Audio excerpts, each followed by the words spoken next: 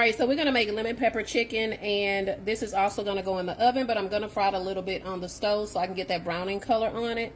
But we're gonna go in with some olive oil here, and you wanna just coat the chicken with it.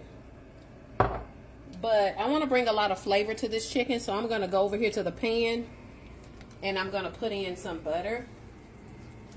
Remember, we don't wanna waste any of that, so don't burn yourself, but get all your bits off of that paper there.